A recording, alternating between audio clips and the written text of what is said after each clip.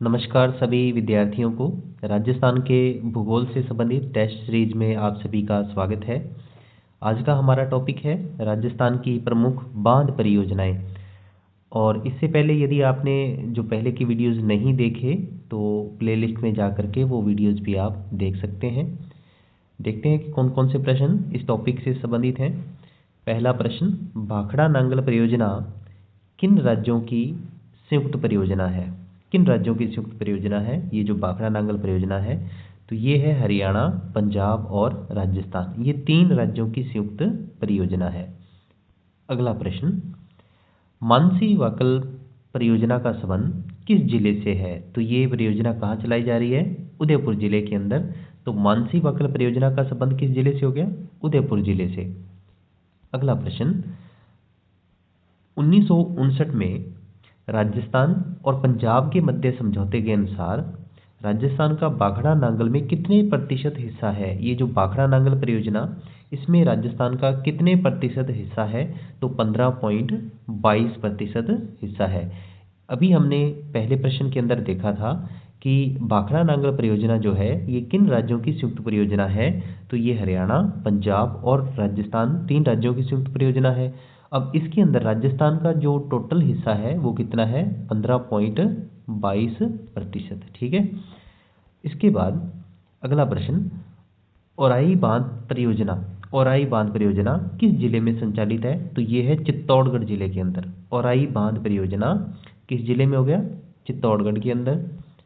अगला प्रश्न, व्यास परियोजना में राजस्थान का हिस्सा कितने प्रतिशत है? व्यास परियोजना में राजस्थान का हिस्सा कितने प्रतिशत? 20%। ठीक है। भाखड़ा नांगल परियोजना में राजस्थान का हिस्सा था 15.22% का, और वहीं व्यास परियोजना में राजस्थान का टोटल हिस्सा जो है वो कितना है? 20% का है। चंबल परियोजना किन राज्यों की संयुक्त परियोजना है? चंबल परियोजना, भाखड़ा नांगल तो होगी 3 राज्यों की, हरियाणा, पंजाब और राजस्थान की। वहीं जो चंबल परियोजना है ये 2 राज्यों की संयुक्त परियोजना है, एक तो राजस्थान और एक मध्य प्रदेश। ये मध्य प्रदेश और राजस्थान की संयुक्त परियोजना है चंबल परियोजना। अगला प्रश्न, आलनिया बांध किस जिले में स्थित है? तो ये है कोटा जिले के अंदर। ये आलनिया एक स्थान है, तो ये भी कहाँ है? कोटा के अंदर है। तो आलनिया बांध कहाँ हो गया? कोटा के अंदर। अगला प्रश्न, चंबल नदी पर बना सबसे बड़ा बांध कौन सा है? चंबल नदी पर सबसे बड़ा बांध कौन सा है? गांधी सागर बांध। वैसे 4 बांध बने हुए हैं और उन सब में सबसे बड़ा कौन सा है? गांधी सागर बांध। अगला प्रश्न, गांधी सागर बांध का निर्माण कब करवाया गया? तो ये 1959 के अंदर इसका निर्माण करवाया गया था, जो चंबल नदी पर स्थित सबसे बड़ा बांध है। कोटा बैराज का निर्माण कब करवाया गया? कोटा बैराज, तो ये कोटा बैराज 1960 के अंदर। ठीक है। कोटा बैराज का निर्माण कब करवाया गया? 1960 के अंदर। अगला प्रश्न, कौन सा बांध राजस्थान का जल भराव क्षमता में सबसे बड़ा बांध है? जल भराव क्षमता में सबसे बड़ा, तो ये हो गया राणा प्रताप सागर बांध। ये जल भराव क्षमता की दृष्टि से सबसे बड़ा बांध है। अगला प्रश्न, चौली परियोजना व चमली सिंचाई परियोजना का संबंध किस जिले से है? तो ये है झालावाड़ जिले से। एक तो चौली परियोजना होगी और एक चमली सिंचाई परियोजना होगी, तो इनका संबंध झालावाड़ जिले से है। चौली और चवली, चौली और चवली ये झालावाड़ से संबंधित, ऐसे आप इसको याद कर सकते हैं। अगला प्रश्न, कानोता बांध किस जिले में स्थित है? ये प्रश्न आया हुआ है कानोता बांध का। कानोता बांध किस जिले में स्थित है? तो जयपुर के अंदर। ठीक है। कानोता बांध जयपुर के अंदर हो गया।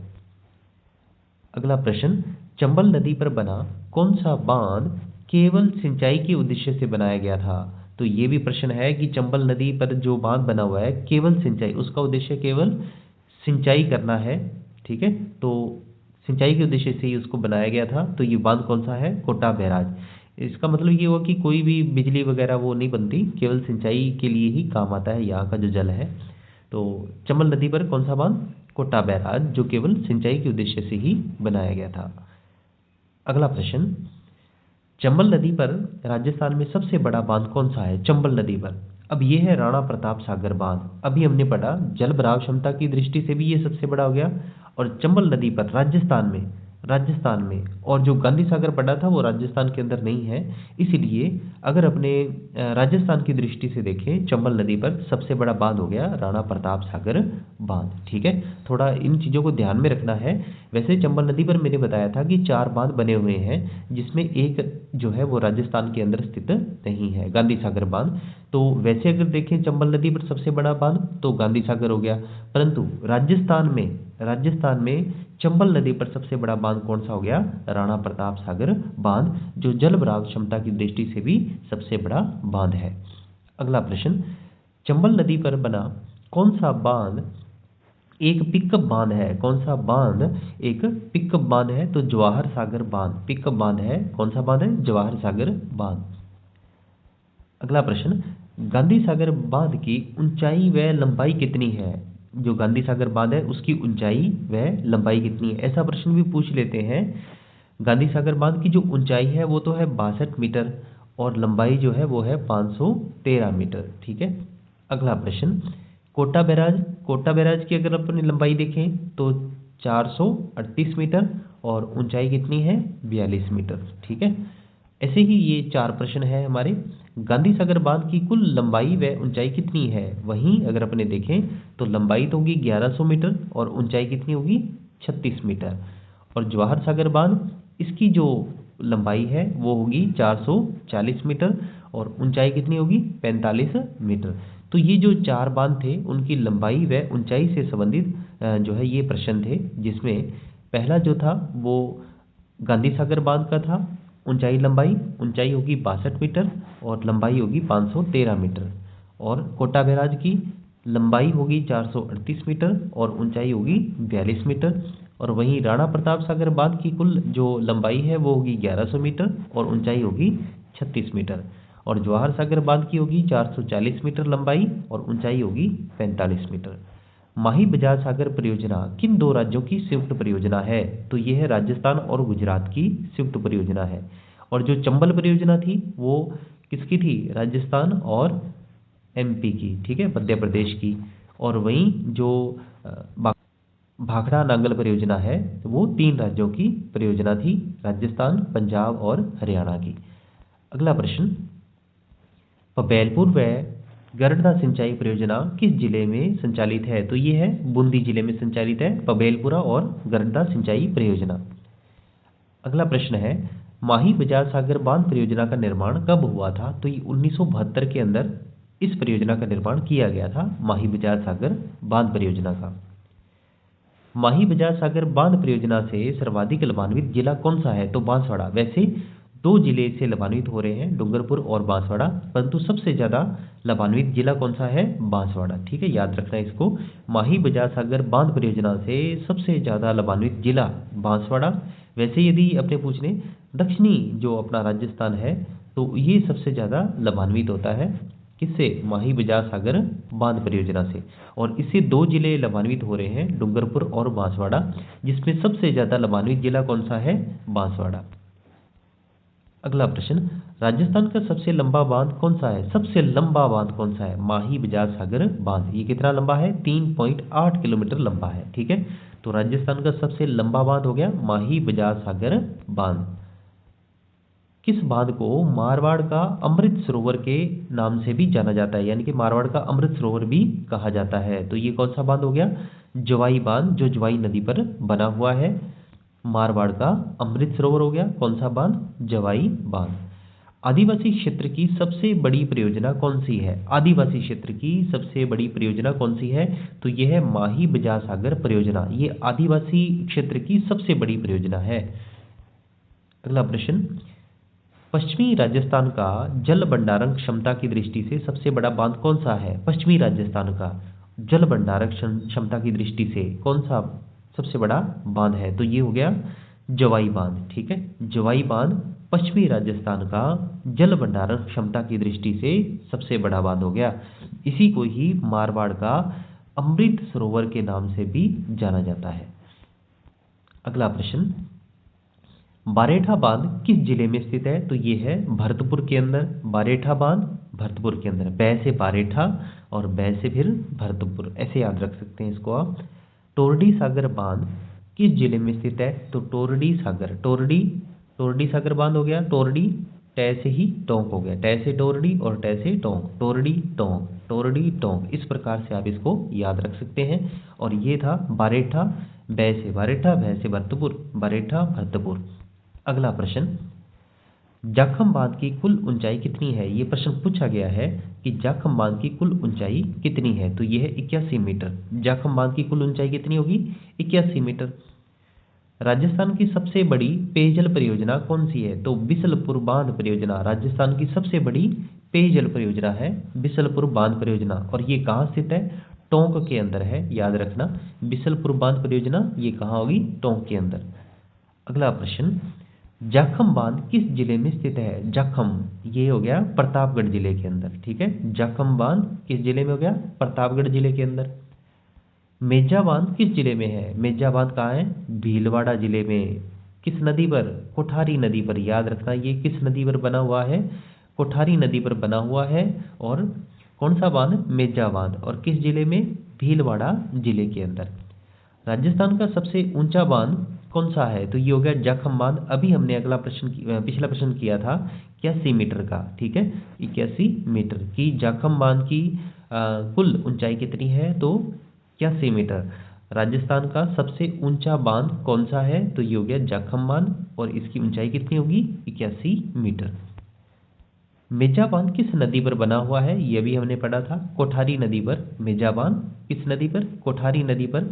और किस जिले में? भीलवाड़ा जिले में, ठीक है।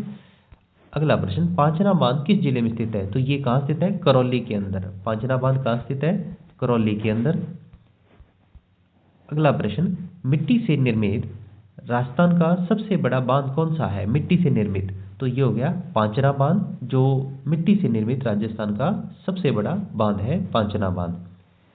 सोम, कमला, अंबा परियोजना का संबंध जो है वो किस जिले से है? तो ये है डूंगरपुर जिले से, ठीक है। सोम, कमला, अंबा परियोजना किस जिले से संबंधित है? तो ये होगी डूंगरपुर जिले से। अगला प्रश्न, बांकली बांध का संबंध किस जिले से है? तो ये जालौर से। बांकली बांध कहाँ है? जालौर के अंदर।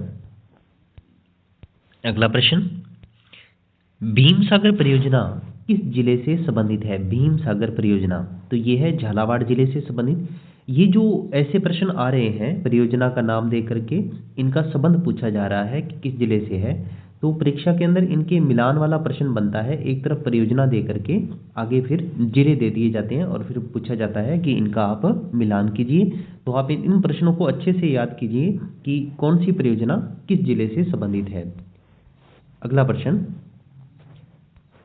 अडवान बांध का संबंध किस जिले से है? तो ये है भीलवाड़ा जिले से। अडवान बांध भीलवाड़ा जिले से संबंधित है। नारायण सागर बांध का संबंध किस जिले से संबंधित है? ये अजमेर जिले से। नारायण सागर बांध जो है वो किस जिले में स्थित है? अजमेर जिले में, ठीक है। ये अजमेर जिले से संबंधित है नारायण सागर बांध। चाकन सिंचाई परियोजना का संबंध किस जिले से है? तो ये है बूंदी जिले से। चाकन सिंचाई परियोजना बूंदी जिले से संबंधित है। सोम कागदर बांध किस जिले में स्थित है? तो ये है उदयपुर के अंदर। सोम कागदर बांध किस जिले में स्थित है? उदयपुर के अंदर। किस परियोजना से भरतपुर जिले को पेयजल व सिंचाई सुविधा उपलब्ध होती है? कौन सी परियोजना है जिससे भरतपुर जिले को पेयजल और सिंचाई सुविधा उपलब्ध हो रही है? तो ये है अजान बांध से। हरसौर बांध का निर्माण किस जिले में किया गया है? हरसौर बांध कहाँ स्थित है? नागौर जिले के अंदर। हरसौर वैसे भी जगह कहाँ है? नागौर के अंदर। तो हरसौर बांध कहाँ हो गया? नागौर के अंदर। किस बांध को राजसमंद की जीवन रेखा के नाम से भी जाना जाता है? राजसमंद की जीवन रेखा, तो ये हो गया नंदसमंद बांध। राजसमंद, नंदसमंद, ऐसे आप याद रख सकते हैं। राजसमंद, नंदसमंद। तो राजसमंद की जीवन रेखा नंदसमंद बांध को कहा जाता है।